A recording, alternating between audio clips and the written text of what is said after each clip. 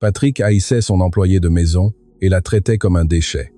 Lorsqu'il s'effondra, victime d'une crise cardiaque, elle cria « Je suis médecin !» Ce que cette femme humble fit pour le sauver le laissa anéanti et changea son cœur pour toujours. Patrick Lambert s'adossa à sa chaise en cuir véritable de 10 000 €, contemplant depuis les fenêtres panoramiques du 52e étage les silhouettes minuscules qui couraient dans les rues d'une ville qui lui appartenait pratiquement. À 48 ans, il avait bâti un empire de l'immobilier et de la construction qui avait fait de lui l'un des magnats les plus redoutés du pays, mais aussi l'homme le plus cruel que ses employés eussent jamais connu. Son penthouse de siège social était un temple dédié à son ego démesuré, des sols en marbre italien, des œuvres d'art contemporaines coûtant plus cher que les maisons où vivaient ses travailleurs, et une vue à 360 degrés qui lui rappelait constamment qu'il dominait le monde depuis les hauteurs. Mais ce que Patrick appréciait le plus n'était pas d'exhiber sa richesse, mais la sensation de pouvoir absolu qu'il avait sur la vie de ceux qu'il considérait clairement inférieurs à lui. Monsieur Lambert, la voix nerveuse de son assistante personnelle, interrompit sa contemplation matinale via l'interphone. La nouvelle employée de maison que vous avez demandée pour entretenir votre bureau vient d'arriver. Qu'elle monte immédiatement, répondit-il d'un ton autoritaire, n'admettant aucun délai, et qu'elle apporte tout le nécessaire. Je ne tolère pas la médiocrité.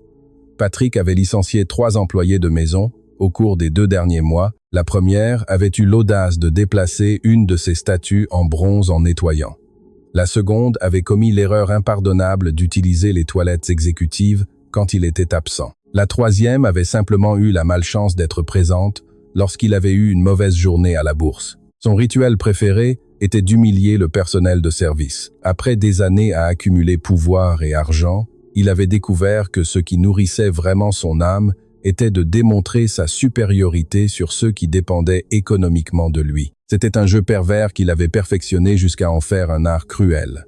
5 minutes plus tard, la porte de son bureau s'ouvrit silencieusement. Claire Dubois entra, poussant un chariot de nettoyage méticuleusement organisé, chaque ustensile à sa place exacte. Elle avait 45 ans. Elle portait un uniforme bleu marine impeccablement repassé et se déplaçait avec une élégance naturelle qui contrastait énormément avec l'humilité forcée que sa position sociale lui exigeait de montrer. « Bonjour, monsieur », murmura Claire, gardant le regard respectueusement baissé. « Je suis Claire Dubois, la nouvelle employée de ménage. Je suis ici pour maintenir votre bureau en parfait état. » Patrick l'évalua avec la même froideur qu'il analysait des propriétés avant de les acheter pour les démolir.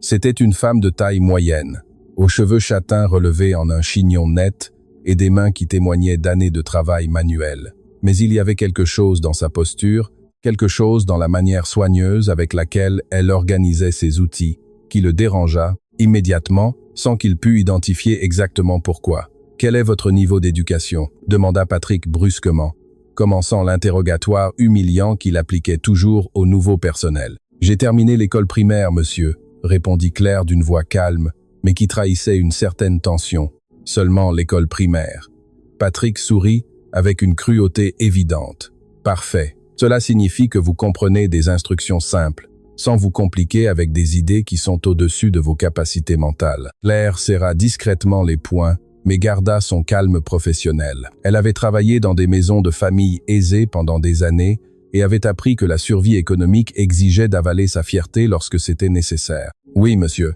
je comprends parfaitement les instructions et je m'efforce de les exécuter avec excellence. Voyons si c'est vrai. » Patrick se leva de son bureau et commença à tourner autour d'elle comme un prédateur étudiant sa proie. Règle numéro 1. Jamais, en aucune circonstance, ne toucher à quoi que ce soit sur mon bureau. Chaque document, chaque objet, chaque crayon est exactement là où il doit être. Compris, mademoiselle? Oui, monsieur. Règle numéro 2. Quand je suis présent, vous travaillez en silence complet. Je ne veux entendre ni un soupir, ni le bruit des produits de nettoyage, ni vos pas. Si vous ne pouvez pas nettoyer silencieusement, alors vous ne servez à rien pour ce travail. Claire hocha la tête, bien que quelque chose dans ses yeux suggéra que ces conditions étaient plus dégradantes que ce qu'elle avait connu auparavant. Règle numéro 3, et c'est la plus importante. Patrick s'arrêta directement devant elle, envahissant son espace personnel de manière intimidante. « Vous êtes invisible. Vous ne m'adressez pas la parole à moins que je ne vous pose une question directe. Vous ne me regardez pas dans les yeux. Vous n'exprimez aucune opinion sur ce que vous voyez ou entendez ici. Est-ce suffisamment clair? Complètement clair, monsieur. Claire répondit, mais il y avait un tremblement presque imperceptible dans sa voix que Patrick interpréta comme une peur satisfaisante. Excellent. Maintenant, prouvez-moi que vous pouvez suivre les instructions en commençant par nettoyer cette fenêtre. Patrick désigna la grande baie vitrée. Et faites-le correctement. Je ne tolère pas les taches, les traces ou toute preuve qu'une personne médiocre est passée par ici. Claire se dirigea vers la fenêtre et commença à travailler avec des mouvements précis et efficaces. Patrick observa chaque geste, cherchant des erreurs qu'il pourrait critiquer, mais à sa surprise et légère irritation, le travail était impeccable. Les mouvements de Claire étaient méthodiques, professionnels et témoignaient d'une expérience considérable. « Où avez-vous travaillé avant ?» demanda-t-il brusquement. « Dans des maisons privées, monsieur. Des familles qui exigeaient des normes élevées de propreté et d'entretien. Et pourquoi avez-vous quitté ces emplois ?» Claire marqua une pause presque imperceptible avant de répondre. « Les familles ont déménagé du pays, monsieur. J'avais besoin de trouver une nouvelle position. C'était un pieux mensonge. La vérité était qu'elle avait travaillé pendant 3 ans pour une famille qui l'avait traitée avec respect et dignité. Mais lorsque le chef de famille était décédé dans un accident, la veuve avait dû vendre la maison et réduire les dépenses. Claire avait perdu non seulement un emploi, mais un environnement où elle se sentait valorisée en tant qu'être humain. J'espère que vous comprenez que ce travail exige des normes beaucoup plus élevées que tout ce que vous avez affronté auparavant. » Patrick poursuivit son monologue humiliant. « Tous ne sont pas qualifiés pour travailler dans l'environnement d'un homme à succès comme moi. » Tandis que Claire continuait de nettoyer la fenêtre, Patrick retourna à son bureau et fit semblant de consulter des documents. Mais en réalité, il l'observait pour détecter tout signe de résistance ou d'attitude qu'il pourrait interpréter comme de l'insubordination. C'était une habitude qu'il avait développée. Briser psychologiquement les nouveaux employés dès le premier jour pour établir une dynamique de pouvoir absolu. « Avez-vous de la famille ?» demanda-t-il soudainement sans lever les yeux de ses papiers. « J'ai une fille, monsieur. »« Quel âge ?»« 26 ans. »« Et que fait votre fille? Nettoie-t-elle aussi des maisons comme sa mère ?» La question fut formulée avec une cruauté spécifiquement conçue pour blesser. Claire s'arrêta une seconde, et Patrick put remarquer la tension dans ses épaules. « Ma fille est en train d'étudier, monsieur, » répondit-elle d'une voix contrôlée. « Étudier quoi? Comment mieux nettoyer que vous ?» Patrick rit de son propre commentaire, appréciant énormément l'inconfort qu'il causait. Il ne pouvait pas voir les larmes que Claire retenait, ni ne savait que sa fille Manon était en dernière année de spécialisation en cardiologie, ayant été l'une des étudiantes les plus brillantes de sa génération en médecine. Elle étudie pour avoir de meilleures opportunités que celles que j'ai eues. Claire parvint à répondre en maintenant la dignité dans sa voix malgré l'humiliation. « Quel optimiste !» commenta Patrick sarcastiquement. « Je suppose que certaines personnes n'apprennent jamais que chacun naît pour occuper la place qui lui revient dans la société. Les enfants d'employés de maison échappent rarement à ce destin. » Ces mots furent comme un coup de poignard direct au cœur de Claire. Pendant des années, elle avait fait des doubles journées, avait sacrifié des repas, avait vendu ses rares possessions de valeur, tout cela pour payer les études de médecine de sa fille. Manon ne connaissait pas l'ampleur des sacrifices que sa mère avait faits, car Claire avait toujours préféré que sa fille se concentre sur ses études plutôt que de s'inquiéter de la situation économique familiale. « Avec votre permission, monsieur, » dit Claire doucement, se dirigeant vers une autre section du bureau. Pour continuer son travail, Patrick sourit de satisfaction. Il avait atteint son objectif d'établir sa domination et avait trouvé exactement les points vulnérables qu'il pourrait exploiter lors de futures interactions. Il était un maître dans l'art de la cruauté psychologique et avait perfectionné des techniques pour briser l'esprit des gens sans être techniquement abusif, selon les lois du travail. Pendant les 2 heures suivantes, tandis que Claire travaillait méticuleusement dans chaque recoin du bureau, Patrick poursuivit sa campagne de petites humiliations. Il critiqua la manière dont elle pliait les chiffons de nettoyage. Il se plaignit que l'odeur du produit de nettoyage des sols était trop forte pour sa sensibilité raffinée. Il lui ordonna de nettoyer à nouveau des surfaces déjà impeccables, simplement pour démontrer qu'il pouvait contrôler chaque aspect de son travail. Mais ce qu'il appréciait le plus fut le moment où il reçut un appel d'affaires important et éleva délibérément la voix pour que Claire entende chaque mot. Alors qu'il se vantait de ses propriétés multimilliardaires et de ses contacts politiques et des projets qui changeraient l'horizon de la ville pour toujours. C'était sa manière de lui rappeler constamment la différence abyssale entre leurs mondes. Il était un titan de l'industrie qui déplaçait des millions d'euros avec une seule décision, tandis qu'elle était une femme qui dépendait du nettoyage des espaces qu'il avait créés pour survivre. Ce que Patrick ne savait pas, c'est que Claire avait écouté chaque mot avec une compréhension bien plus profonde qu'il n'aurait pu l'imaginer. Elle avait reconnu des termes techniques de construction qu'il avait utilisés incorrectement. Elle avait remarqué des incohérences dans les chiffres financiers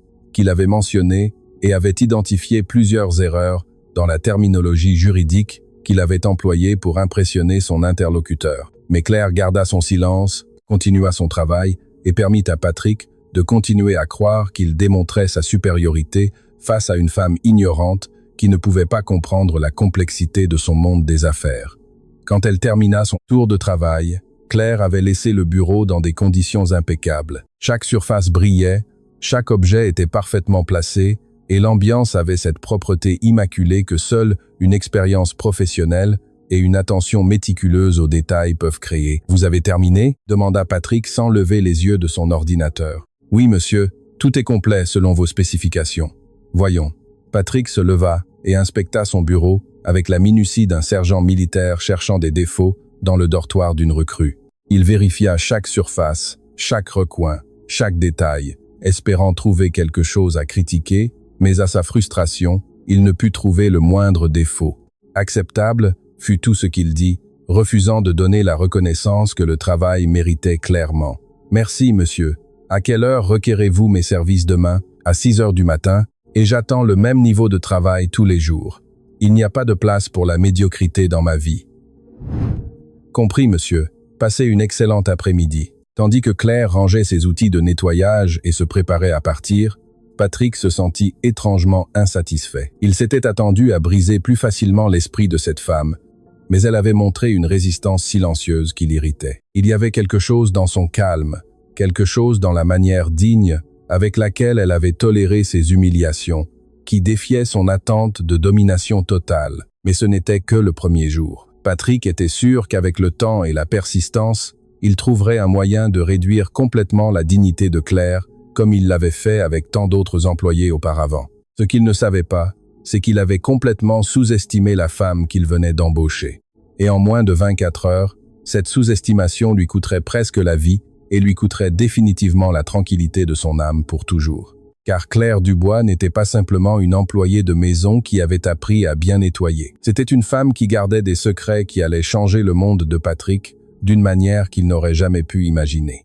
Et le destin était sur le point de mettre à l'épreuve qui était réellement le supérieur dans cette relation de pouvoir apparemment inégale. Le lendemain matin arriva avec la ponctualité implacable qui caractérisait la routine de Patrick Lambert. À 5h45, il était déjà dans son bureau, consultant les marchés asiatiques et planifiant les humiliations du jour. Il avait mal dormi, perturbé par une irritation inexplicable liée à la nouvelle employée de maison. Quelque chose dans le calme de Claire avait défié son attente de domination totale, et cela le dérangeait profondément. Quand l'horloge sonna exactement 6 heures, la porte s'ouvrit silencieusement. Claire entra avec le même chariot méticuleusement organisé, mais Patrick remarqua immédiatement quelque chose de différent dans sa posture. Il y avait une confiance subtile, presque imperceptible, qui n'était pas présente la veille. « Bonjour, monsieur », murmura Claire avec la même voix respectueuse. Mais il y avait quelque chose dans son ton que Patrick ne put identifier complètement. « Vous êtes en retard », mentit Patrick, regardant ostensiblement sa montre Rolex de 50 000 €. « Il est 6h01. Dans mon entreprise, la ponctualité est fondamentale. Excusez-moi, monsieur, je veillerai à arriver 5 minutes plus tôt à partir de demain, » répondit Claire sans montrer l'anxiété que Patrick espérait provoquer. Pendant les 2 premières heures, tandis que Claire travaillait en silence absolu selon les règles établies, Patrick mena 3 conférences téléphoniques importantes. La première était avec un groupe d'investisseurs américains intéressés par un complexe de gratte-ciel.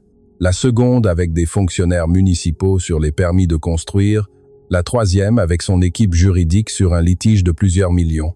Ce que Patrick ne remarqua pas, c'est que Claire avait cessé de travailler pendant des moments spécifiques de chaque appel. Lorsqu'il mentionna les spécifications techniques du projet de gratte-ciel, elle resta immobile pendant plusieurs secondes. Lorsqu'il discuta des aspects juridiques du litige, ses mains s'arrêtèrent sur la surface qu'elle nettoyait. Et lorsqu'il parla des codes de construction municipaux, Claire leva les yeux vers lui pendant une fraction de seconde, avec une expression qui suggérait une profonde reconnaissance. Mais Patrick était trop absorbé par l'idée d'impressionner ses interlocuteurs téléphoniques pour remarquer ces détails subtils. « Vous avez entendu ça ?» Patrick s'adressa à Claire après avoir terminé le 3e appel, violant sa propre règle de ne pas lui adresser la parole à moins que ce ne soit nécessaire. « Je viens de conclure une affaire de 200 millions d'euros pendant que vous nettoyez mon bureau. Comprenez-vous la différence entre nos mondes ?» Claire s'arrêta et le regarda directement pour la première fois depuis qu'elle avait commencé à travailler. « Je comprends parfaitement la différence, monsieur, » répondit-elle avec un calme qui contenait des nuances que Patrick ne put interpréter. « Ah oui, et quelle est, selon vous, cette différence? Vous gérez des chiffres très importants, monsieur. Ce doit être une immense responsabilité. » Il y avait quelque chose dans la manière dont Claire prononça le mot « responsabilité », qui sonnait presque comme une question. Mais Patrick était trop satisfait de sa propre importance pour analyser le sous-texte. Exactement. C'est pourquoi certaines personnes sont destinées à diriger des empires, tandis que d'autres sont destinées à nettoyer les espaces où les décisions importantes sont prises. Claire hocha silencieusement la tête et retourna à son travail, mais il y avait un léger changement dans son expression qui suggérait qu'elle traitait l'information d'une manière plus complexe que ce que Patrick avait anticipé. À 10h30, Patrick reçut un appel qui allait changer le cours de toute la journée. C'était son associé principal, François Leclerc, et le ton d'urgence était immédiatement évident. « Patrick, nous avons un grave problème avec le projet Cité Émeraude. » François commença sans préambule. Les ingénieurs structurels ont trouvé des irrégularités dans les calculs de fondation. Si nous ne les corrigeons pas immédiatement, toute la construction pourrait s'effondrer. Patrick sentit le sang se figer dans ses veines. Cité Émeraude était son projet le plus ambitieux.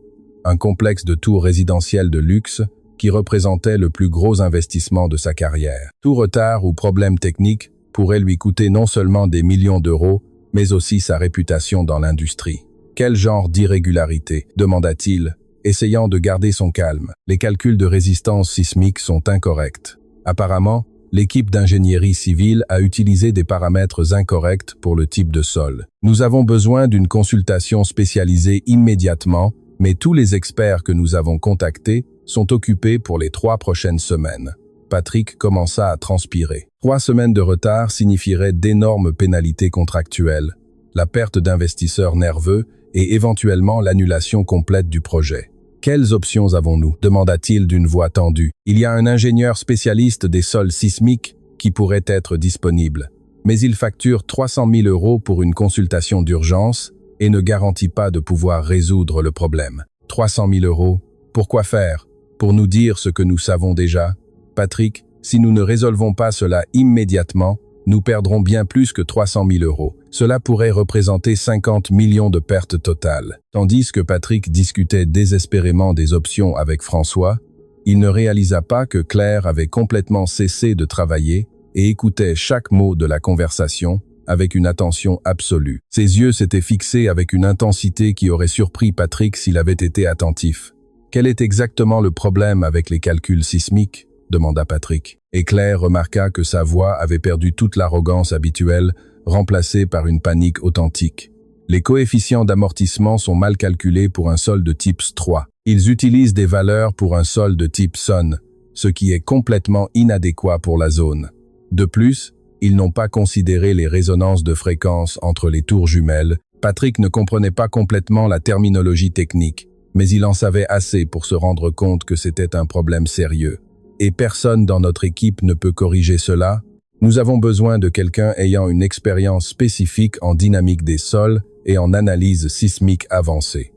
Ce n'est pas quelque chose que n'importe quel ingénieur civil peut gérer. Patrick raccrocha le téléphone avec un sentiment de désespoir qu'il n'avait pas éprouvé depuis des années. Il resta assis sur sa chaise, la tête entre les mains, calculant mentalement les pertes catastrophiques qui s'annonçaient. Ce fut à ce moment de vulnérabilité absolue qu'il entendit une voix douce derrière lui. « Excusez-moi, monsieur. » Patrick leva les yeux, irrité par l'interruption. Claire se tenait à une distance respectueuse, mais il y avait quelque chose de différent dans sa posture.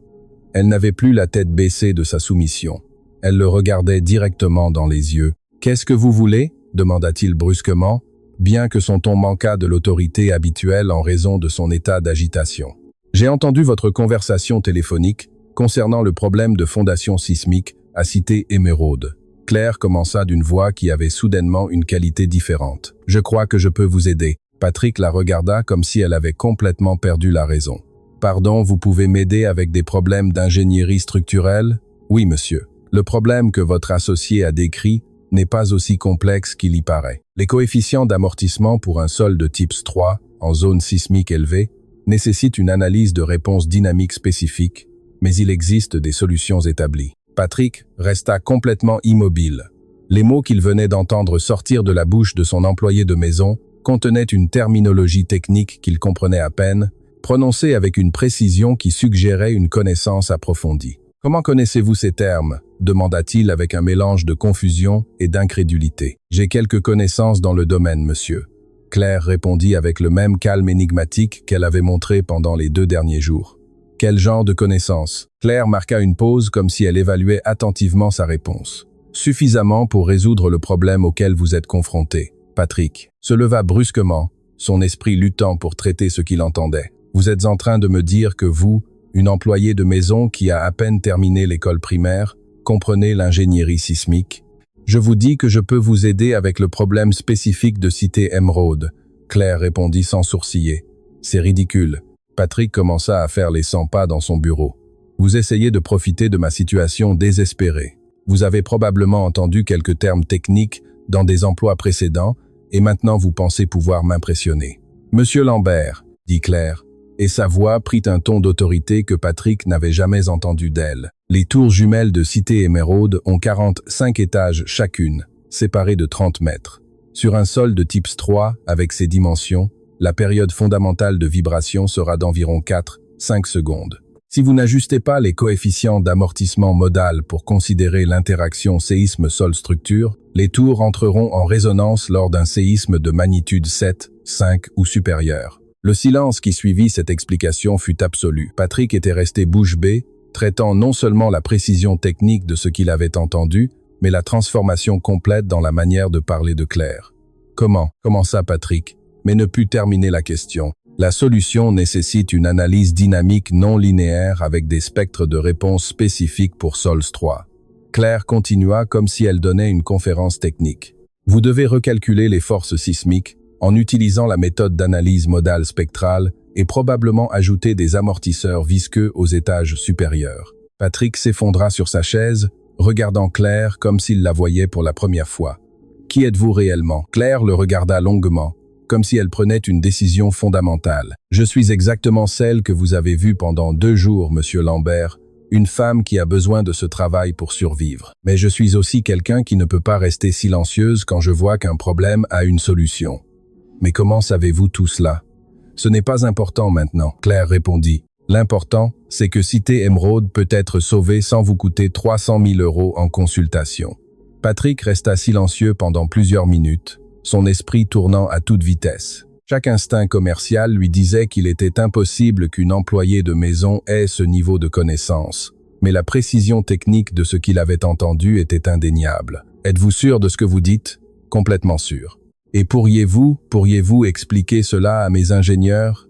Claire sourit pour la première fois depuis qu'elle avait commencé à travailler pour lui. « Je peux faire plus que leur expliquer, monsieur Lambert. Je peux leur montrer exactement comment le résoudre. » Patrick réalisa qu'il venait de découvrir que la femme qu'il avait humiliée pendant 2 jours possédait des connaissances qui pourraient sauver son projet le plus important, mais il réalisa aussi qu'il avait complètement sous-estimé quelqu'un qui était clairement bien plus que ce qu'elle semblait être. « Pourquoi ne me l'avez-vous pas dit avant ?» demanda-t-il. « Parce que vous ne m'avez jamais demandé ce que je savais faire. » Claire répondit avec une douceur qui contenait une critique dévastatrice. « Vous m'avez seulement demandé quel niveau d'éducation formelle j'avais terminé. » L'implication était claire. Patrick avait supposé que l'éducation formelle était la seule mesure de l'intelligence et des capacités. « Et que voulez-vous en échange de votre aide ?» Claire le regarda avec une expression mêlant tristesse et espoir. « Je veux seulement que vous me traitiez avec le respect que mérite tout être humain, monsieur Lambert. » Rien de plus. Patrick sentit quelque chose bouger dans sa poitrine, quelque chose d'inconfortable qu'il n'avait pas éprouvé depuis des années. Pour la première fois depuis des décennies, il se trouvait en position de nécessiter désespérément quelqu'un qu'il avait considéré inférieur, et cette personne lui demandait quelque chose qui aurait dû être un droit fondamental depuis le début, le respect humain. C'est bon, dit-il finalement.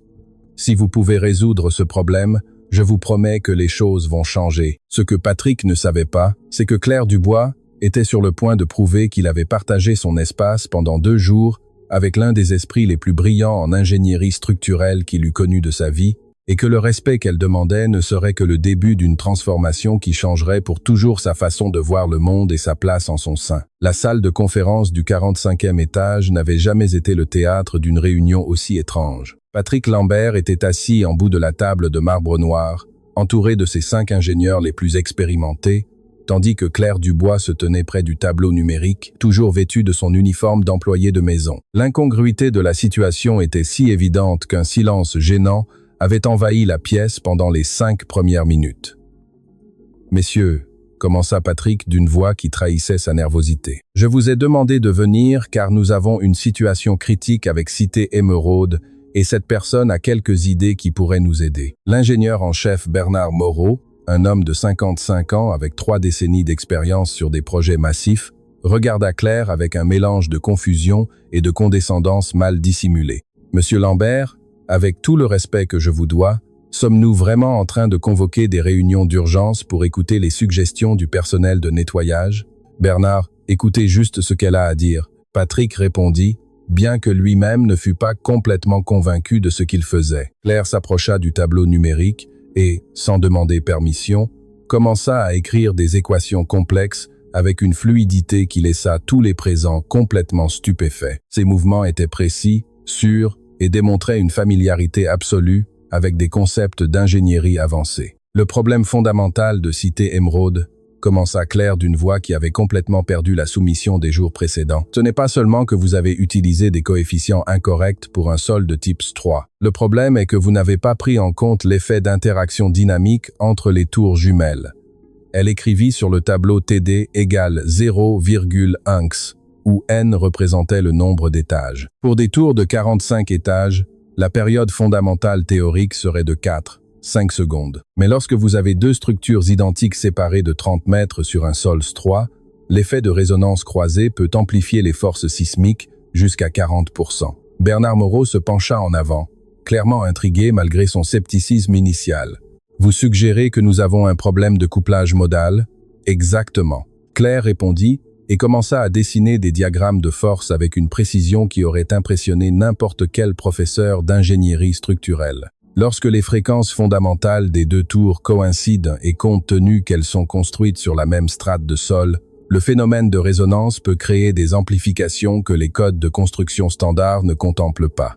L'ingénieur sismique de l'équipe, Dr Hélène Girard, se leva brusquement. Un instant. Comment savez-vous pour le couplage modal dans les structures jumelles? C'est un domaine de recherche très spécialisé. Claire marqua une pause comme si elle décidait de ce qu'il fallait révéler. J'ai eu de l'expérience dans le domaine. Quel genre d'expérience? Pressa la docteure Girard.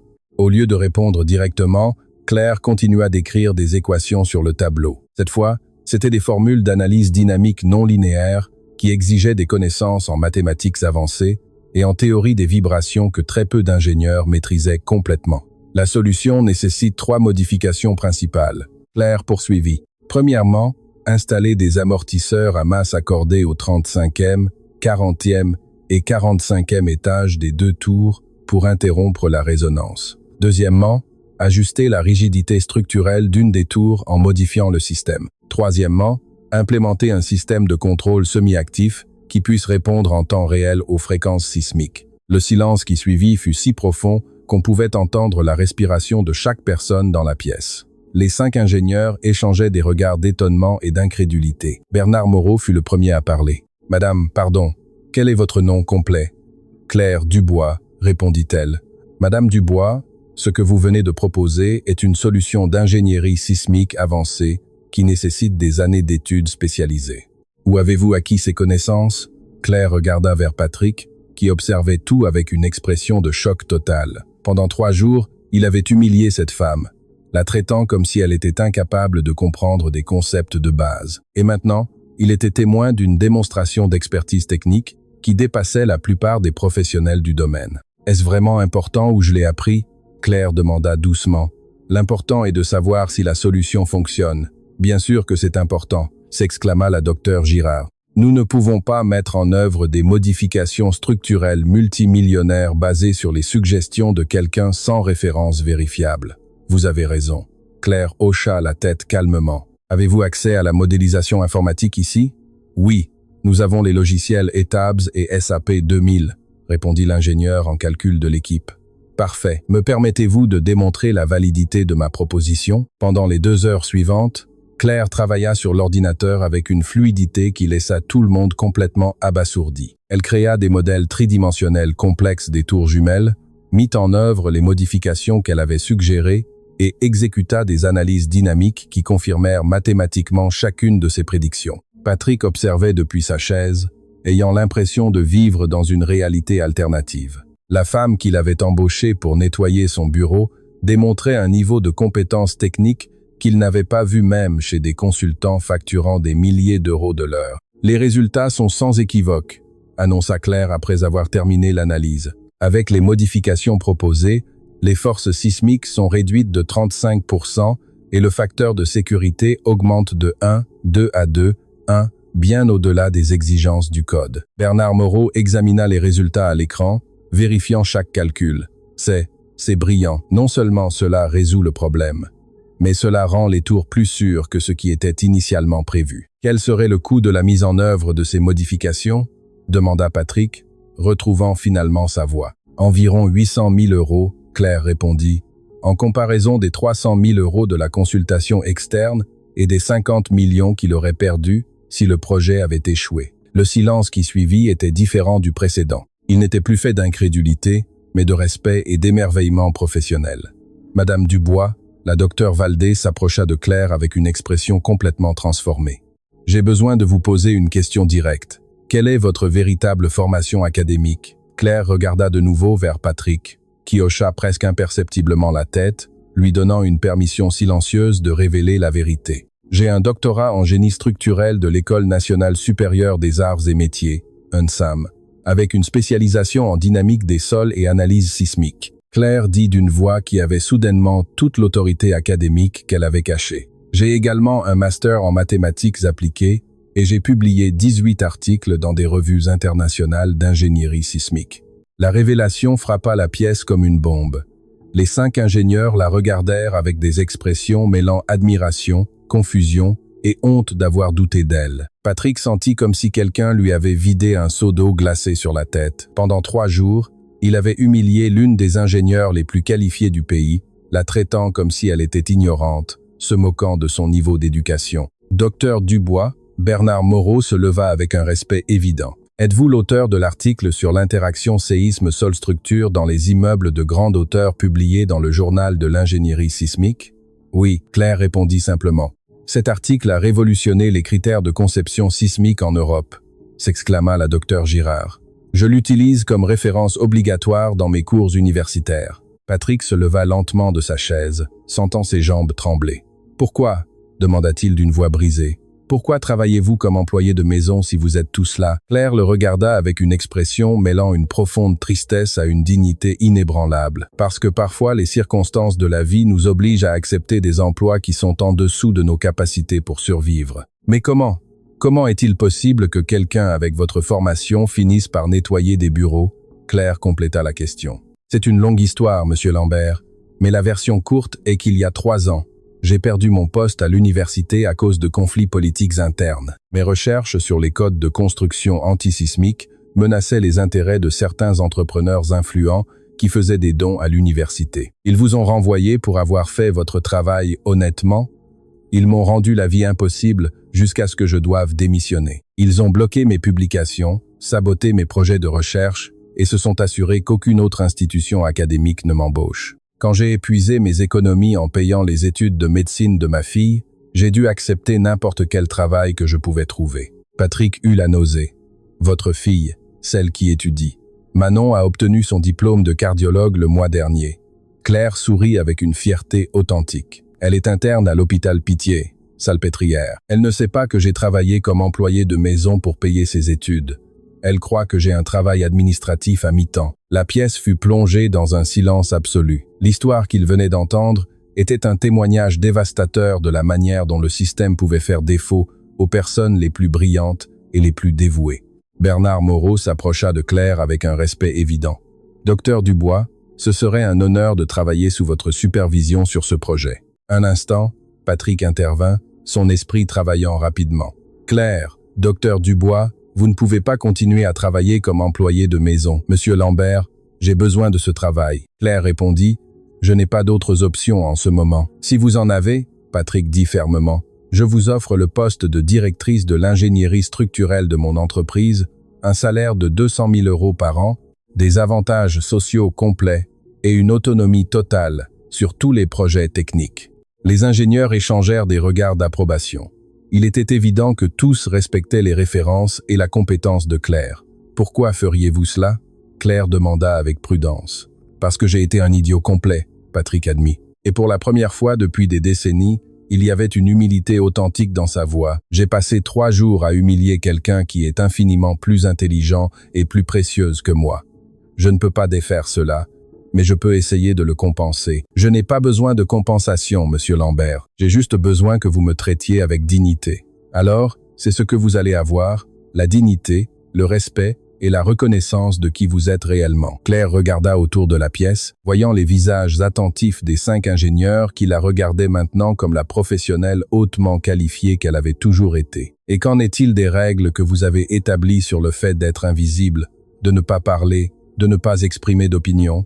Patrick sentit les mots lui rester dans la gorge. Ces règles étaient le produit de mon arrogance et de ma cruauté. Je les annule toutes. En fait, je veux que vous sachiez que ces 3 derniers jours, vous avez été la personne la plus précieuse de cet immeuble, et j'ai été trop aveugle pour le voir. J'accepte le poste, Claire dit finalement, mais à une condition, laquelle vous voulez. Je veux mettre en œuvre un programme pour identifier et aider d'autres professionnels qualifiés qui peuvent travailler dans des postes inférieurs à leur capacité en raison de circonstances difficiles. Il y a beaucoup de gens comme moi qui ont été victimes du système. Fait, Patrick répondit immédiatement, avec un budget illimité, tandis que les ingénieurs commençaient à entourer Claire pour discuter des détails techniques du projet Cité Émeraude. Patrick resta seul sur sa chaise, traitant l'ampleur de ce qu'il avait découvert. Pendant 3 jours, il avait partagé son espace avec l'un des esprits les plus brillants dans son domaine et avait gâché cette opportunité en la traitant comme si elle était moins qu'humaine. Mais plus que cela, il avait réalisé quelque chose qui changerait pour toujours sa perspective sur la valeur humaine. L'intelligence, le talent et la dignité n'avaient rien à voir avec le statut social ou la position économique. Et il avait appris cette leçon de la manière la plus humiliante possible, en étant sauvé par quelqu'un qu'il avait considéré inférieur. En observant Claire expliquer des concepts complexes à des ingénieurs qui l'écoutaient avec un respect authentique, Patrick réalisa que sa vie venait de changer pour toujours et que cette transformation ne faisait que commencer. 24 heures après la révélation qui avait tout changé, le bureau exécutif de Patrick Lambert s'était transformé en l'épicentre d'une tempête que personne n'avait anticipée. La nouvelle que la nouvelle directrice de l'ingénierie structurelle avait été employée de maison jusqu'à la veille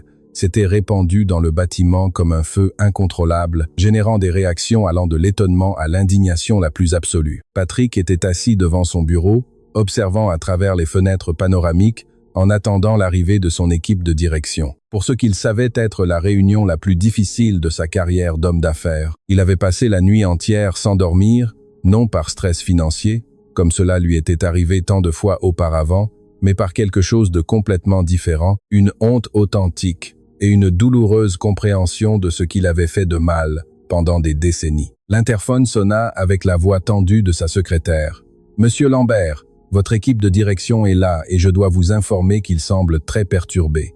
Qu'ils entrent. » Patrick répondit, se préparant mentalement à la confrontation qu'il savait imminente. La porte s'ouvrit et 5 de ses plus puissants cadres entrèrent avec des expressions variant entre la confusion, la colère et l'incrédulité totale. Le vice-président des opérations, Maurice Vega, un homme de 52 ans connu pour sa rigidité corporative, fut le premier à parler. « Patrick, nous avons besoin d'une explication immédiate de ce qui se passe. » Commença-t-il d'un ton qui frôlait l'insubordination. « Toute l'entreprise parle du fait que vous avez embauché une employée de maison comme directrice exécutive avec un salaire de 200 000 €. L'information est correcte. » Patrick répondit avec un calme qui le surprit lui-même. « Claire Dubois est maintenant notre directrice de l'ingénierie structurelle.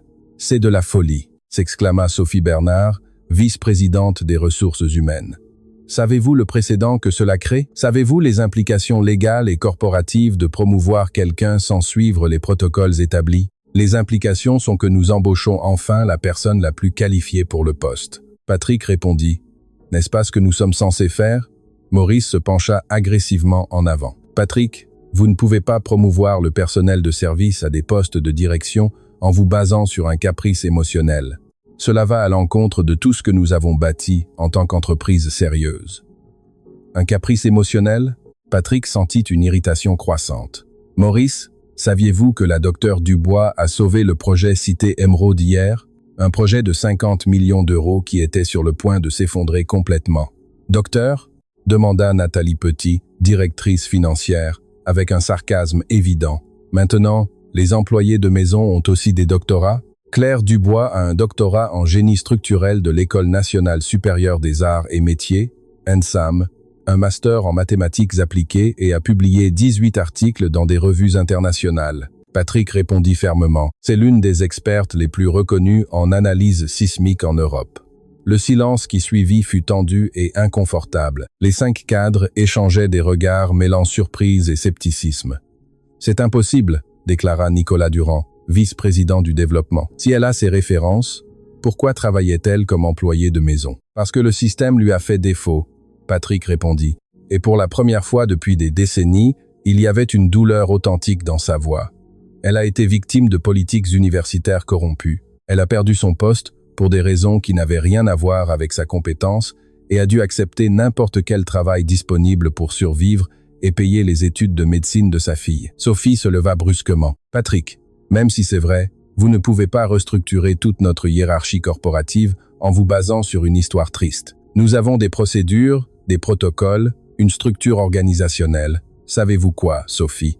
Patrick se leva aussi, sentant une détermination qu'il n'avait pas éprouvée depuis des années. Au cours des 20 dernières années, nos procédures et protocoles ont abouti à ce que nous embauchions des personnes moins qualifiées pour des postes importants, tandis que des talents extraordinaires comme celui de Claire ont été complètement ignorés. C'est un argument émotionnel, pas logique. Maurice répondit. Vous ne pouvez pas diriger une entreprise multimilliardaire en vous basant sur des sentiments. Je ne dirige pas en me basant sur des sentiments. Je dirige en me basant sur des résultats. Patrick commença à faire les 100 pas autour de la table de conférence. En 24 heures, la docteure Dubois a résolu un problème qui aurait coûté 50 millions d'euros. Quand l'un d'entre vous a-t-il généré ce niveau de valeur ajoutée pour l'entreprise la dernière fois? La question frappa comme une gifle. Les 5 cadres se regardèrent, clairement mal à l'aise. Nathalie s'éclaircit la gorge. Patrick, nous comprenons que vous soyez impressionné par les compétences techniques de cette personne, mais promouvoir quelqu'un d'employé de maison à directrice exécutive en une journée va créer des problèmes internes massifs. Quel genre de problème? Les autres employés vont penser que le mérite n'a pas d'importance, que les promotions sont arbitraires. Sophie expliqua. Cela va détruire le moral et la structure d'incitation que nous avons bâtie. La structure d'incitation que nous avons bâtie, Patrick répéta avec une incrédulité croissante. Vous faites référence à la structure où nous promouvons des personnes en fonction de leurs relations politiques ou de leur diplôme d'université coûteuse et de leurs compétences en politique d'entreprise plutôt que de leurs compétences réelles? Nicolas se tendit. C'est une accusation très sérieuse, Patrick. Est-ce une accusation ou est-ce la vérité? Patrick les regarda directement. Nicolas, quand avez-vous vérifié les véritables références de votre équipe de développement la dernière fois? Savez-vous s'ils ont réellement les compétences qu'ils prétendent avoir ou les avez-vous embauchés parce qu'ils avaient les bons contacts? Mes employés ont des diplômes des meilleures universités. Nicolas répondit défensivement. Claire aussi a des diplômes de la meilleure université du pays. Patrick contre-attaqua. La différence est qu'elle a démontré sa compétence en sauvant notre projet le plus important. Tandis que votre équipe a coûté des millions en dépassement de coûts et en retard au cours des 2 dernières années. La tension dans la pièce était devenue palpable. Les cadres réalisèrent que Patrick ne défendait pas seulement sa décision concernant Claire, mais qu'il remettait fondamentalement en question la manière dont ils opéraient en tant qu'entreprise. Maurice tenta de reprendre le contrôle de la conversation. Patrick, nous comprenons que vous vouliez reconnaître le travail de cette personne, mais il y a des manières appropriées de le faire. Vous pourriez lui donner un bonus, une promotion progressive ou créer un poste de consultante. Pourquoi progressive? Patrick demanda. Parce qu'elle travaillait comme employée de maison, parce qu'elle n'a pas l'apparence correcte pour être cadre, ou parce qu'elle défie nos suppositions sur qui mérite d'être en position de leadership? Nathalie se leva, clairement frustrée. Patrick, vous ne pouvez pas nous accuser de discrimination parce que nous exprimons des préoccupations légitimes concernant les procédures d'entreprise. Je ne les accuse pas de discrimination intentionnelle. Patrick répondit, je les accuse de quelque chose de pire. Une cécité systématique envers le vrai talent quand il n'est pas emballé de la manière que nous attendons. À ce moment, la porte du bureau s'ouvrit et Claire entra, portant un dossier épais et vêtue d'un costume de ville élégant mais discret qu'elle avait acheté ce matin-là. Sa transformation physique était notable, mais plus frappante était la confiance naturelle avec laquelle elle se déplaçait dans l'environnement corporatif. « Excusez l'interruption », dit-elle professionnellement. J'ai les analyses finales du projet Cité Émeraude pour révision. Les 5 cadres l'observèrent avec un mélange de curiosité et d'évaluation critique. Il était évident qu'ils cherchaient le moindre signe qu'elle n'appartenait pas à cet environnement. « Docteur Dubois, » Patrick dit, « permettez-moi de vous présenter mon équipe de direction. Nous discussions de votre intégration à l'entreprise. » Claire regarda autour de la pièce, et Patrick put voir dans ses yeux qu'elle avait immédiatement saisi la tension et la nature de la conversation qu'elle avait interrompue. « Je comprends que ma promotion ait généré des inquiétudes, » Claire dit avec une diplomatie qui impressionna Patrick. « J'aimerais aborder toutes les préoccupations que vous pourriez avoir. » Sophie fut la première à répondre. « Docteur Dubois, notre principale préoccupation concerne les procédures. Dans une entreprise comme celle-ci, nous avons des protocoles établis pour les promotions et les recrutements de cadres. » Bien sûr, Claire hocha la tête. Quels sont spécifiquement les protocoles qui n'ont pas été suivis? Nathalie intervint. Normalement, nous exigeons des entretiens avec plusieurs départements, des références vérifiées et une période d'évaluation des performances d'au moins 6 mois. Je comprends. Claire répondit calmement. Ces mêmes protocoles ont-ils été appliqués lorsque vous avez embauché l'actuel directeur de l'ingénierie civile? Nicolas fronça les sourcils. Pourquoi posez-vous cette question? Parce que, selon les registres que j'ai consultés ce matin, il a été embauché immédiatement après avoir obtenu son diplôme, sans expérience préalable sur des projets de l'ampleur que gère cette entreprise, se basant principalement sur une recommandation de son père qui était associé de l'entreprise. Le silence qui suivit fut assourdissant. Claire avait identifié avec une précision exacte l'une des embauches les plus discutables de l'histoire récente de l'entreprise. Maurice serait dit. C'est une situation complètement différente. En quel sens? Claire demanda avec une apparente douceur qui contenait un tranchant acéré. Parce qu'il avait les bonnes connexions familiales, alors que je n'ai que les qualifications académiques et l'expérience professionnelle? Docteur Dubois. Sophie tenta de reprendre le contrôle. Personne ne remet en question vos qualifications académiques. Nous remettons en question le processus. Le processus qui a permis à quelqu'un sans expérience pertinente d'être embauché comme directeur, tandis que quelqu'un avec un doctorat et des années d'expérience travaillait comme employé de maison dans le même bâtiment. Claire répondit avec un calme dévastateur.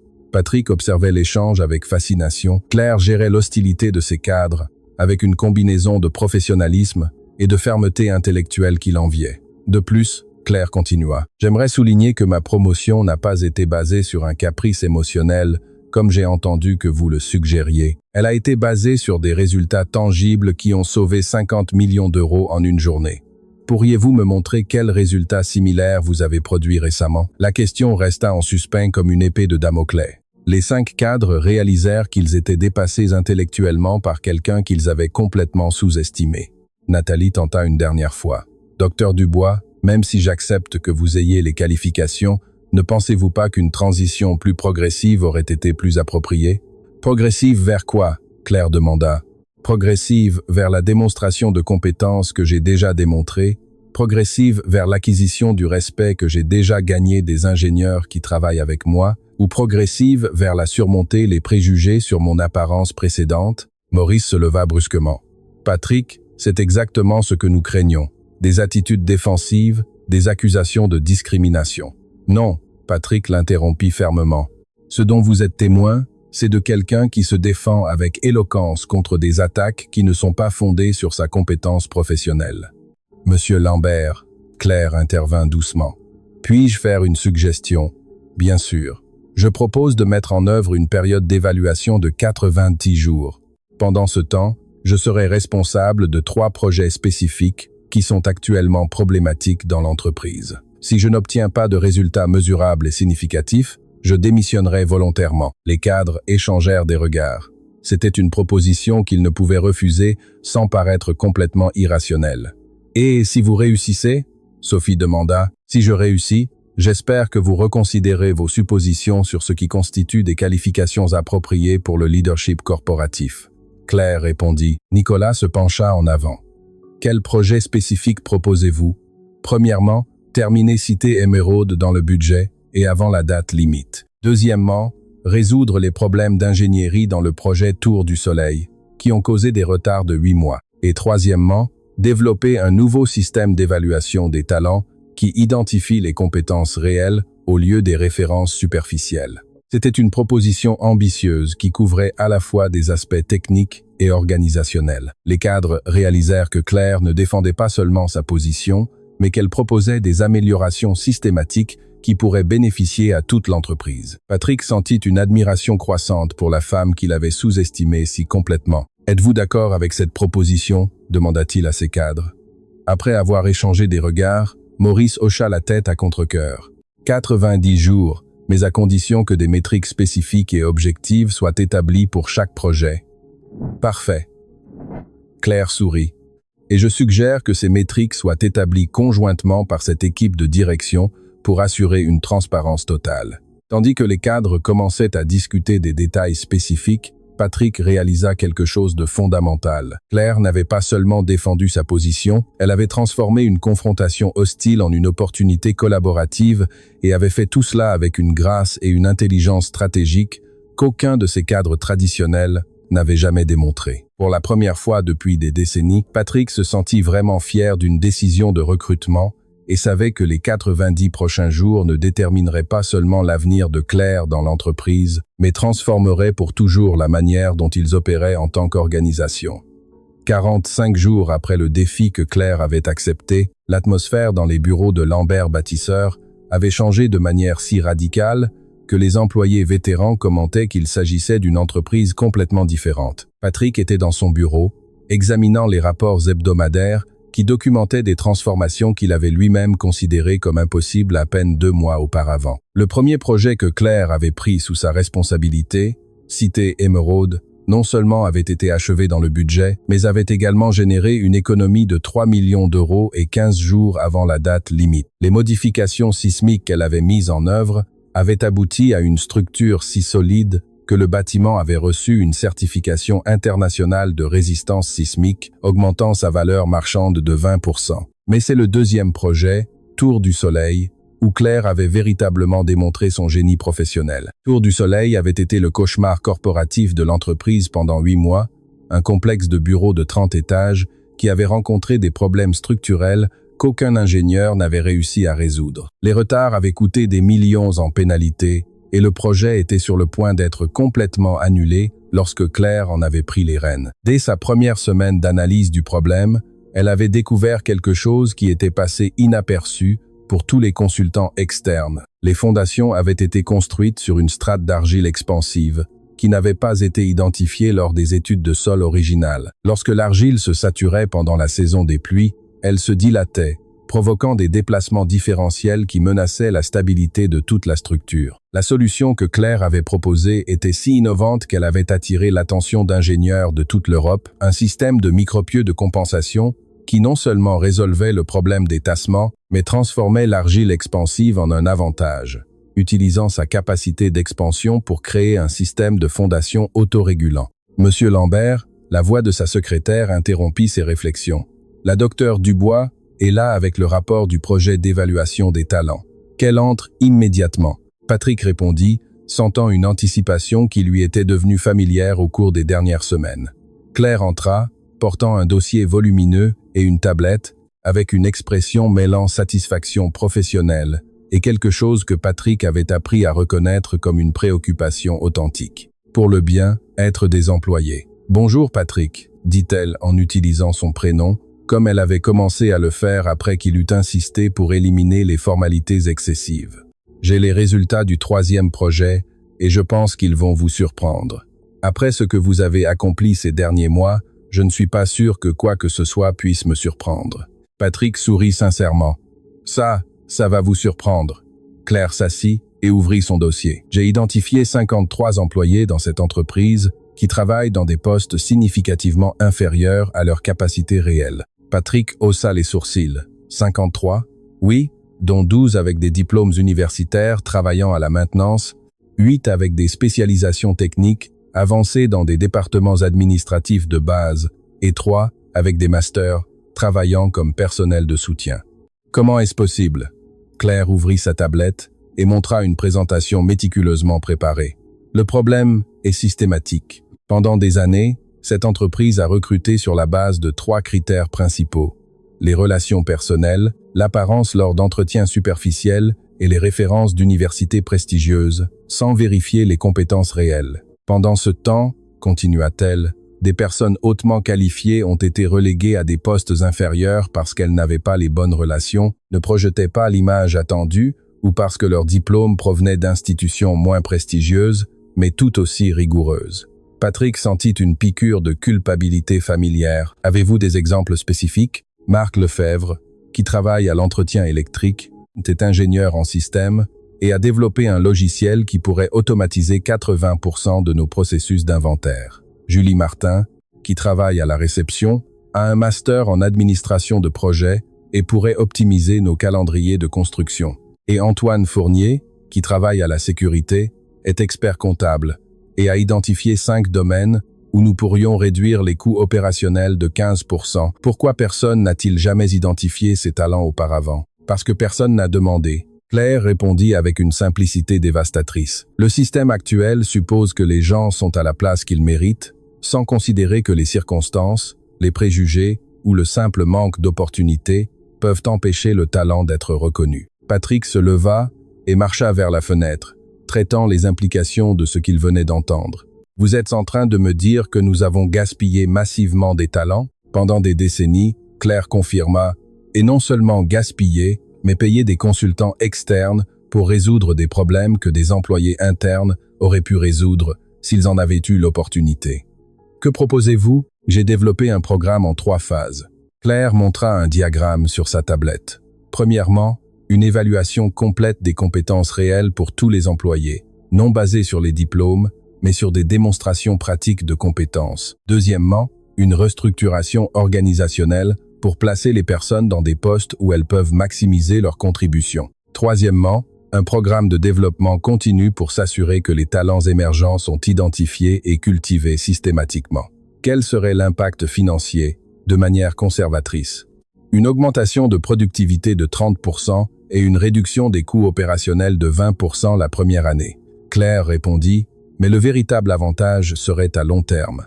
Une culture organisationnelle où le mérite réel est récompensé, où l'innovation vient de tous les niveaux et où les employés se sentent valorisés pour leur contribution actuelle, non pour leur position apparente. Patrick retourna à sa chaise, ressentant une émotion qu'il n'avait pas éprouvée depuis des années. Un véritable espoir pour l'avenir de son entreprise, mais non pas en termes financiers, mais en termes humains. Avez-vous parlé à certains de ces employés de vos découvertes? Avec certains, Claire sourit. Les réactions ont été émouvantes. En quel sens? Marc Lefebvre a pleuré quand je lui ai dit que j'avais examiné son logiciel et qu'il était brillant. Il m'a dit qu'il suggérait des améliorations technologiques depuis 5 ans et qu'on lui avait toujours dit de se concentrer sur son travail de maintenance. Patrick sentit une oppression dans la poitrine. Et les autres? Julie Martin m'a demandé si c'était une blague quand je lui ai proposé de diriger le nouveau département d'optimisation de projet. Apparemment, elle avait postulé pour des postes de supervision 18 fois au cours des 3 dernières années et avait toujours été refusée sans explication. Et Antoine Fournier?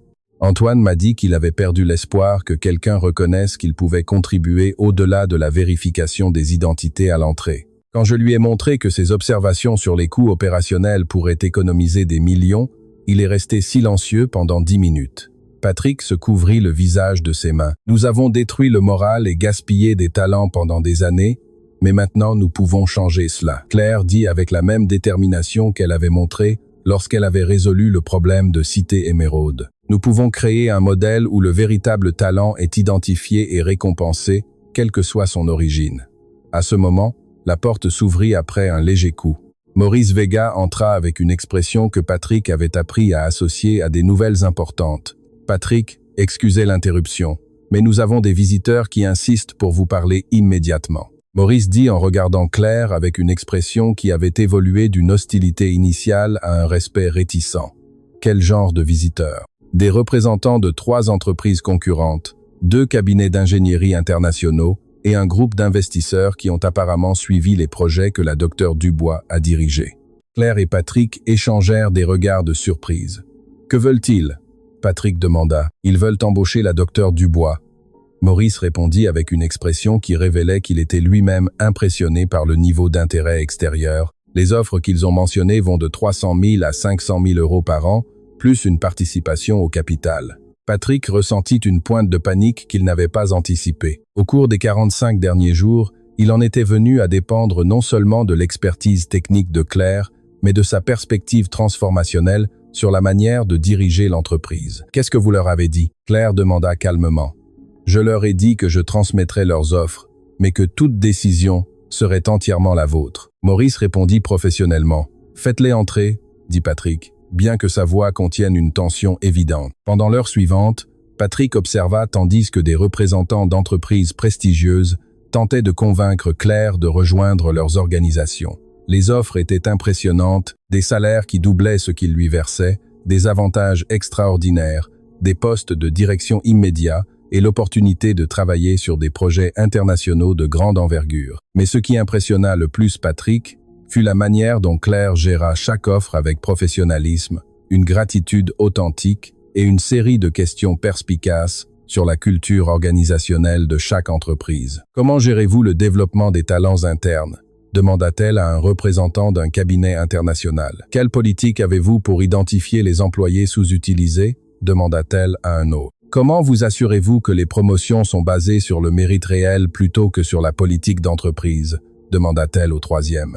Lorsque les visiteurs partirent finalement, promettant des réponses à ces questions dans la semaine, Claire resta seule avec Patrick dans son bureau. « Allez-vous accepter l'une de ces offres ?» Patrick demanda, craignant la réponse. Claire le regarda avec une expression pensive. « Voulez-vous que je sois honnête ?»« Toujours. Les offres sont tentantes, surtout financièrement. Mais j'ai une question pour vous. » « Laquelle ? Êtes-vous réellement engagé à mettre en œuvre les changements que nous avons discutés ? Non seulement pour profiter de mon expertise technique, mais pour transformer fondamentalement la manière dont cette entreprise traite les gens. » Patrick considéra la question attentivement. Il savait que sa réponse ne déterminerait pas seulement si Claire restait, mais définirait le type de leader qu'il voulait réellement être. « Claire, dit-il finalement, les 45 derniers jours m'ont appris plus sur le véritable leadership que les 20 années précédentes. Non seulement je veux mettre en œuvre vos changements, je veux que nous redessinions complètement cette entreprise pour qu'elle devienne un modèle de ce qu'une organisation peut accomplir lorsqu'elle valorise réellement le talent humain. Même si cela signifie reconnaître publiquement que nous avons mal fonctionné pendant des décennies, surtout si cela signifie cela. » Claire sourit. « Alors ma réponse à ces offres sera non. Nous avons un travail important à faire ici. » Patrick sentit un soulagement si profond qu'il réalisa à quel point il en était venu à apprécier non seulement les compétences professionnelles de Claire, mais aussi son amitié et sa perspective unique. « Y a-t-il une condition ?» Claire continua. « Laquelle vous voulez. Je veux que nous mettions en œuvre le programme de développement des talents immédiatement, en commençant par les 53 employés que j'ai identifiés. Et je veux que cela soit public, tant en interne que pour l'industrie, que nous changeons notre modèle de fonctionnement. Pourquoi public ? Parce que nous voulons que d'autres entreprises voient que c'est possible. Nous voulons inspirer des changements systématiques dans toute l'industrie, pas seulement dans notre entreprise. » Patrick réalisa que Claire pensait à une échelle bien plus grande que la simple résolution de problèmes individuels. Elle envisageait une transformation culturelle qui pourrait impacter toute la manière dont les entreprises identifiaient et développaient les talents. « Vous savez quoi, Claire ?» Patrick dit, se sentant plus inspiré qu'il ne l'avait été depuis des décennies. « Quoi ? Je crois que nous allons changer non seulement notre entreprise, mais toute l'industrie. Et nous allons démontrer que le véritable leadership ne consiste pas à contrôler les gens, mais à libérer leur potentiel. » « Exactement. » Claire sourit. « Et nous allons commencer dès demain. » Tandis qu'il planifiait la mise en œuvre du programme de développement des talents, Patrick réalisa qu'il avait trouvé quelque chose qui valait plus que tous les contrats multimilliardaires qu'il avait signés dans sa carrière, un associé qui partageait sa vision de créer quelque chose de véritablement significatif. Et il sut que les 45 prochains jours ne compléteraient pas seulement son défi de 90 jours, mais marqueraient le début d'une nouvelle ère pour son entreprise et pour lui en tant que leader. C'était le 88e jour du défi de 90 jours et Patrick Lambert se trouvait au summum de sa carrière entrepreneuriale. La transformation de son entreprise avait dépassé toutes les attentes. La productivité avait augmenté de 45%, les coûts opérationnels avaient diminué de 28%. Et surtout, le moral des employés avait atteint des niveaux jamais vus dans l'histoire de l'entreprise. Mais ce vendredi matin, Patrick ressentait une étrange pression dans la poitrine depuis son arrivée au bureau. Il avait mal dormi la nuit précédente, se réveillant plusieurs fois avec un sentiment d'inquiétude qu'il avait attribué au stress de préparer la présentation finale du programme de transformation organisationnelle qui devait avoir lieu le lundi suivant. Claire avait passé les 2 dernières semaines à documenter méticuleusement tous les changements mis en œuvre, les résultats obtenus et le plan d'expansion qui ferait de Lambert Bâtisseur un modèle pour toute l'industrie. Des médias spécialisés, des universités et des organisations d'affaires avaient demandé des entretiens pour comprendre comment une entreprise traditionnelle avait réussi une transformation si radicale en moins de 3 mois. À 10h30, Patrick était dans son bureau, consultant les chiffres finaux, lorsqu'il sentit une douleur aiguë dans la poitrine qui l'arrêta net. La sensation passa après quelques secondes, mais le laissa en sueur froide, ce qu'il ne put ignorer. « Vous allez bien ?» Claire demanda depuis la porte de son bureau où elle était apparue pour lui remettre le rapport final du programme de développement des talents. « Oui, juste un peu fatigué. » Patrick mentit, bien que l'expression préoccupée sur le visage de Claire suggéra qu'il n'avait pas été convaincant. « Avez-vous ressenti une pression dans la poitrine ?» demanda-t-elle avec une attention que Patrick remarqua être plus professionnelle que désinvolte. « Un peu ce matin. C'est probablement le stress de la présentation de lundi. » Claire entra complètement dans le bureau et referma la porte derrière elle. « Patrick, quand avez-vous fait votre dernier bilan de santé complet ? Je ne me souviens plus. Il y a des années, je suppose. Pourquoi ? Parce que vous avez 52 ans. Vous avez été soumis à un stress extrême pendant des décennies et vous présentez des symptômes qui pourraient être préoccupants. » Patrick la regarda avec curiosité. « Depuis quand êtes-vous experte en médecine ?» Claire marqua une pause comme si elle délibérait intérieurement sur ce qu'il fallait révéler. « Ma fille Manon s'est spécialisée en cardiologie. J'ai appris à reconnaître certains symptômes. Claire, je vais bien. J'ai juste besoin de finir ces rapports et ses paroles furent interrompues par une sensation d'oppression dans la poitrine si intense qu'elle lui coupa complètement la respiration. Patrick s'agrippa au bord de son bureau, sentant comme si un bandeau d'acier se serrait autour de son torse. « Patrick !» Claire courut vers lui immédiatement, et Patrick remarqua que sa réaction était instinctive et professionnelle. Non de panique comme il l'aurait attendu de quelqu'un sans formation médicale. « Je ne peux pas respirer. » Patrick réussit à articuler entre les halètements. Claire lui prit le pouls au poignet avec des mouvements précis qui démontraient une expérience médicale. Ses doigts trouvèrent exactement le bon point et son expression devint immédiatement sérieuse. « Patrick, écoutez-moi attentivement, » dit-elle d'une voix qui avait acquis une autorité médicale complète. « Je crois que vous faites une crise cardiaque. Je dois vous demander de vous asseoir par terre maintenant. » « Une crise cardiaque ? Non, c'est impossible. Asseyez-vous maintenant. » Claire ordonna avec une fermeté qui n'admettait aucune discussion. Patrick s'effondra au sol, sentant que la douleur dans sa poitrine s'intensifiait et s'étendait vers son bras gauche. La panique commença à s'emparer de lui lorsqu'il réalisa que c'était réel, qu'il pouvait vraiment être en train de mourir. Claire s'agenouilla à côté de lui et commença à desserrer sa cravate et à déboutonner les premiers boutons de sa chemise. « Respirez lentement, ne paniquez pas.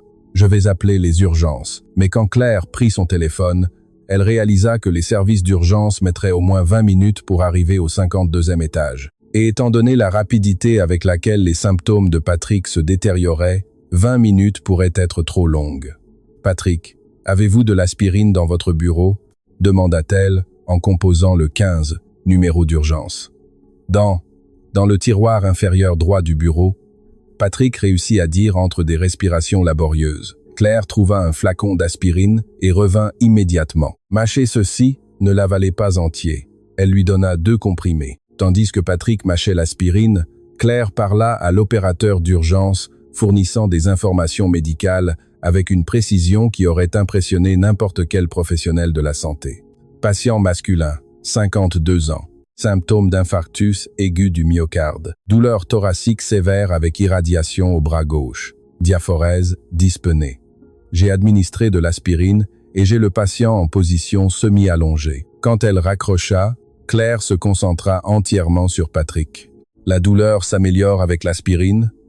Un peu, je crois, Patrick répondit, bien que son teint eût commencé à virer au grisâtre. Patrick, je vais vous surveiller constamment jusqu'à l'arrivée de l'ambulance. Je dois vous demander de rester calme et de me faire confiance. Comment savez-vous faire tout ça? Patrick demanda, confus par la compétence médicale que Claire démontrait. Claire le regarda un instant, et Patrick put voir une lutte interne dans ses yeux. Parce que je ne suis pas seulement ingénieur civil, Patrick, je suis aussi médecin. Le choc de cette révélation fut si grand que Patrick oublia momentanément la douleur dans sa poitrine. Quoi? J'ai un diplôme en médecine de l'Université de Paris avec une spécialisation en médecine interne. J'ai pratiqué pendant 8 ans avant de me tourner complètement vers l'ingénierie. Mais pourquoi ne me l'avez-vous jamais dit? Parce que vous aviez déjà eu suffisamment de surprises concernant ma formation académique, Claire répondit en lui prenant de nouveau le pouls. Et parce que ce n'était pas pertinent pour mon travail d'ingénieur. Patrick sentit une nouvelle vague de douleur, mais cette fois ce n'était pas seulement physique. Il réalisa qu'il avait partagé son bureau avec quelqu'un qui n'était pas seulement une brillante ingénieure, mais aussi une médecin qualifiée, et il avait passé des mois à la traiter comme si elle était ignorante. « Combien de carrières avez-vous » demanda-t-il faiblement. « Médecine, génie civil et un master en mathématiques appliquées. » Claire répondit tout en continuant à surveiller ses signes vitaux. « J'ai obtenu le diplôme de médecine d'abord. J'ai travaillé comme interne pendant 8 ans. Ensuite, j'ai décidé d'étudier l'ingénierie parce que je voulais mieux comprendre la construction des hôpitaux et des infrastructures médicales. Et pourquoi avez-vous quitté la médecine ?» Claire marqua une pause, décidant clairement ce qu'il fallait partager pendant que son patient faisait une crise cardiaque. Parce que j'ai vu trop d'hôpitaux mal construits s'effondrer pendant des tremblements de terre, tuant des patients que j'avais travaillé à sauver. J'ai décidé que je pouvais sauver plus de vies en m'assurant que les bâtiments étaient structurellement sûrs. Patrick resta silencieux, traitant non seulement la douleur physique, mais l'ampleur de ce qu'il découvrait sur la femme qui avait sauvé son entreprise et maintenant lui sauvait littéralement la vie. « La douleur s'aggrave », murmura-t-il. Claire devint immédiatement plus alerte. « Où spécifiquement ?» Au centre de la poitrine et maintenant aussi dans la mâchoire. L'expression de Claire devint plus sérieuse. Ce sont des symptômes d'une crise cardiaque importante. Patrick, je dois vous poser une question très importante. Me faites-vous confiance? Bien sûr. Je vais prendre des mesures médicales d'urgence en attendant l'arrivée de l'ambulance. Elles peuvent sembler agressives, mais elles sont nécessaires pour maintenir votre cœur en fonction. Claire commença à effectuer des techniques de stimulation cardiaque que Patrick ne reconnut pas, mais qui exigeait clairement une formation médicale spécialisée. Ces mouvements étaient précis, sûrs et démontraient des années d'expérience clinique. « Étiez-vous une bonne médecin ?» Patrick demanda, essayant de rester conscient grâce à la conversation. « J'étais excellente », Claire répondit sans fausse modestie. « Ma spécialité était la cardiologie d'urgence. C'est pourquoi j'ai pu reconnaître vos symptômes immédiatement et c'est pourquoi Manon s'est spécialisée en cardiologie. Manon ne sait même pas que j'ai été médecin. » Claire confessa en poursuivant sa surveillance. Elle a choisi la cardiologie d'elle-même, ce qui est ironique étant donné que j'ai quitté la médecine pour poursuivre l'ingénierie. Patrick sentit une nouvelle compréhension de la complexité de la femme qu'il avait si complètement sous-estimée. « Est-ce que la médecine vous manque ?» Tous les jours, surtout dans des moments comme celui-ci, où je peux utiliser ces compétences pour sauver une vie. À ce moment, la douleur dans la poitrine de Patrick s'intensifia dramatiquement et il sentit qu'il perdait conscience. « Claire, je crois que je suis en train de mourir. »« Non », Claire dit avec une fermeté absolue. « Je ne vous permettrai pas de mourir, pas après tout ce que nous avons accompli ensemble. » Au cours des minutes suivantes, qui semblèrent des heures, Claire utilisa toutes ses compétences médicales pour maintenir Patrick stable. Elle lui administra des techniques de réanimation préventive, surveilla constamment ses signes vitaux et maintint une conversation continue pour s'assurer qu'il restait conscient. « Savez-vous ce qu'il y a de plus ironique dans tout cela ?» Claire demanda en travaillant. « Quoi ?» Patrick réussit à murmurer. « Il y a 3 mois, quand je travaillais comme votre employé de maison, J'ai fantasmé plusieurs fois de vous laisser faire une crise cardiaque tellement vous étiez cruel avec moi, et maintenant j'utilise toute ma formation médicale pour vous sauver la vie. » Malgré la douleur, Patrick réussit à sourire faiblement. « Et pourquoi me sauvez-vous? Parce que j'ai découvert que sous toute cette arrogance, il y avait une personne capable de changer, de grandir, d'être meilleure, et parce que les personnes qui peuvent réellement se transformer sont trop précieuses pour être perdues. » Lorsque les ambulanciers arrivèrent enfin, ils trouvèrent Patrick stabilisé et conscient, avec une médecin improvisée qui avait documenté méticuleusement tous ses symptômes et les interventions qu'elle avait effectuées. « Docteur, êtes-vous son médecin personnel ?» demanda le chef des ambulanciers en remarquant la compétence professionnelle avec laquelle Claire avait géré la situation. « Non, je suis son employé », Claire répondit, provoquant des expressions confuses chez les ambulanciers. Tandis qu'il transportait Patrick vers l'ambulance, il réussit à saisir la main de Claire. « Merci, murmura-t-il, de m'avoir sauvé la vie et d'avoir sauvé mon âme. »« De rien, » Claire répondit, « mais maintenant vous avez une responsabilité. Vous devez prendre soin de ce cœur que nous venons de sauver et vous devez utiliser le temps supplémentaire que je vous ai donné pour continuer à changer des vies. » Tandis que l'ambulance s'éloignait vers l'hôpital, Claire resta debout à l'entrée du bâtiment, réfléchissant à l'ironie d'avoir utilisé ses compétences médicales pour sauver l'homme qui avait été si cruel avec elle. Mais elle savait aussi qu'elle avait sauvé non seulement la vie de Patrick, mais aussi l'opportunité de compléter la transformation qu'ils avaient commencée ensemble. Une transformation qui aurait maintenant un sens encore plus profond, car elle avait été forgée non seulement dans le respect mutuel et une vision partagée, mais dans le moment le plus vulnérable de la vie humaine, le moment où une vie ne tient qu'à un fil et où seule la compétence, la compassion et le pardon peuvent faire la différence entre la vie et la mort. 3 mois après la crise cardiaque qui avait tout changé, Patrick Lambert se tenait devant le miroir de son bureau, ajustant sa cravate pour l'événement le plus important de sa vie. Ce n'était pas une réunion d'affaires multimilliardaire, mais quelque chose d'infiniment plus significatif. La cérémonie d'inauguration du Centre de développement des talents Claire Dubois, le premier institut du pays dédié à identifier les professionnels sous-utilisés dans toute l'industrie. Le changement physique de Patrick était notable. Son visage ne montrait plus la tension perpétuelle de l'homme qui vivait en compétition constante. Il y avait maintenant une sérénité dans ses yeux qui parlait de quelqu'un qui avait enfin trouvé un véritable but dans sa vie. Un léger coup à la porte le tira de ses réflexions. Claire entra, rayonnante d'une satisfaction qui ne vient que de savoir qu'on a changé le monde. « Prêt pour le jour le plus important de l'année ?» demanda-t-elle avec un sourire éclatant. « Plus près que jamais pour n'importe quoi dans ma vie ?» Patrick répondit sincèrement. « Comment se passent les préparatifs ?»« Parfaitement. Nous avons des représentants de 50 entreprises, des délégations de 6 pays européens et des équipes de documentation de 3 universités qui veulent étudier notre modèle. » Au cours des 3 mois de convalescence de Patrick, Claire avait dirigé la transformation la plus radicale que l'industrie ait connue depuis des décennies. Les 53 employés sous-utilisés avaient été promus à des postes reflétant leurs véritables capacités, ce qui avait entraîné des innovations révolutionnaires. Marc Lefebvre avait développé un logiciel qui réduisait les délais de construction de 20%. Julie Martin avait mis en œuvre un système qui avait économisé 3 millions d'euros. Antoine Fournier avait restructuré les systèmes financiers, éliminant des millions de gaspillages. Et les chiffres finaux, Patrick demanda en marchant vers l'ascenseur. Extraordinaire. La productivité a augmenté de 52%. Les coûts opérationnels ont diminué de 35%. Et le plus important, l'indice de satisfaction au travail a atteint des niveaux que nous ne savions pas possibles. Lorsque les portes de l'ascenseur s'ouvrirent sur le salon principal, Patrick resta bouche bée. L'espace était rempli d'employés, de cadres, de représentants internationaux et de familles. Il y avait une énergie de célébration authentique qu'il n'avait jamais connue. « Monsieur Lambert », une voix familière le salua. C'était Marc Lefebvre, maintenant directeur de l'innovation technologique, rayonnant d'une confiance qui venait de savoir que son talent était enfin reconnu. « Marc, comment vous sentez-vous avec tous les changements ?» Comme si je me réveillais d'un rêve de 5 ans. Marc répondit avec des larmes de joie. « Mon fils m'a demandé si j'étais fier de mon travail. Pour la première fois depuis des années, j'ai pu lui dire honnêtement que oui. » Tandis que Patrick circulait dans le salon, écoutant des histoires de transformation, il réalisa quelque chose de profond. Il avait complètement sous-estimé le potentiel humain. Lorsque les personnes se sentent valorisées et autonomisées dans des rôles qui correspondent à leurs talents réels, elles s'épanouissent de manières inimaginables. Patrick, une voix derrière lui, le fit se retourner.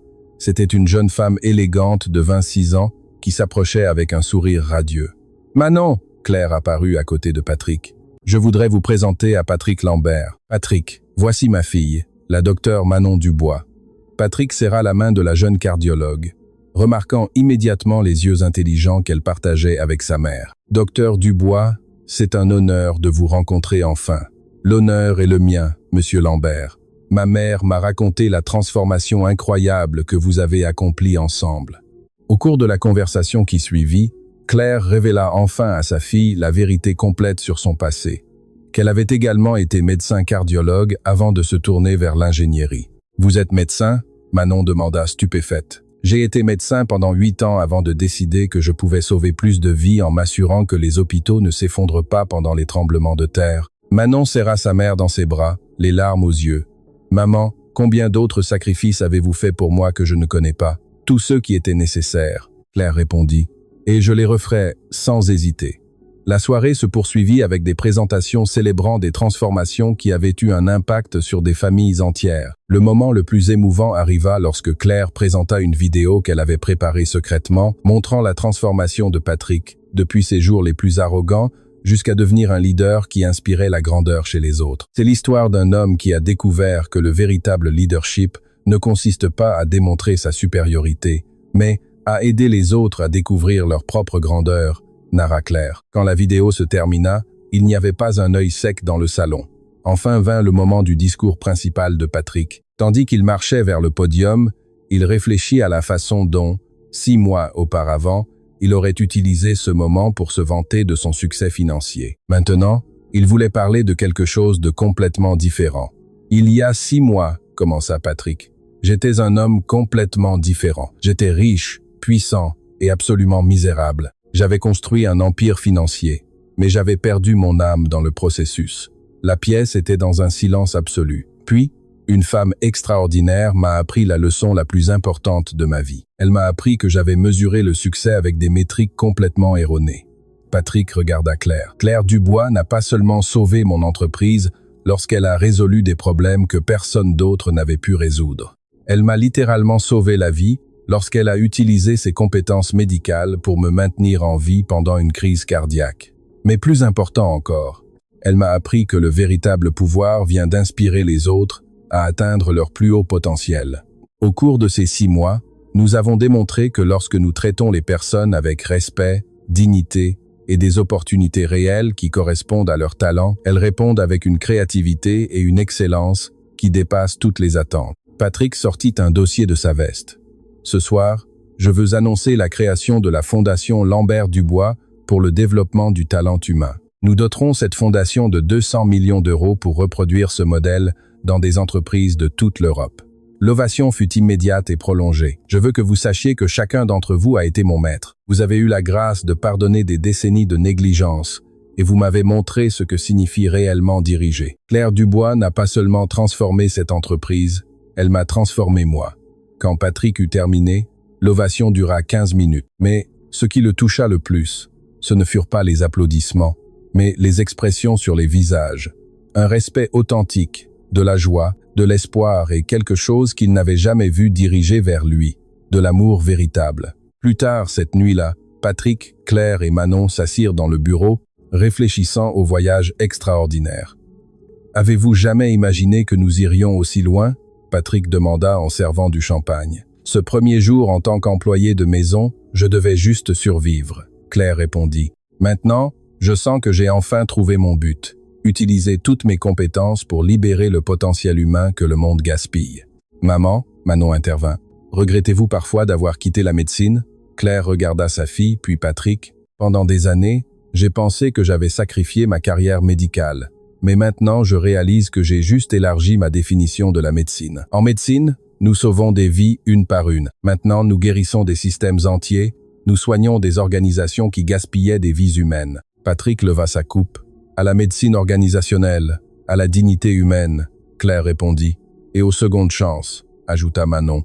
Tandis qu'il buvait, regardant la ville s'étendre en contrebas, Ils savaient qu'ils avaient fait partie de quelque chose d'extraordinaire. Ils avaient démontré qu'il n'est jamais trop tard pour changer et que les leçons les plus importantes viennent de sources inattendues. L'employé de maison avait enseigné aux millionnaires que la véritable richesse réside dans les vies que l'on touche positivement. Le millionnaire avait appris que le pouvoir réel est d'inspirer les autres à atteindre leur plus haut potentiel. C'était une leçon qui allait changer non seulement leur vie, mais celle de milliers d'employés qui découvriraient que leur talent caché avait enfin un endroit où s'épanouir. Parce qu'au final, l'histoire la plus puissante n'est pas celle de l'argent ou du succès commercial, c'est celle du moment où nous voyons enfin l'humanité chez ceux que nous avions rendus invisibles, et celle de la transformation magique qui se produit lorsque nous décidons que tous méritent d'être vus, valorisés et traités avec dignité. C'était une histoire de rédemption, de transformation et d'espoir. Une histoire qui démontrait que les véritables miracles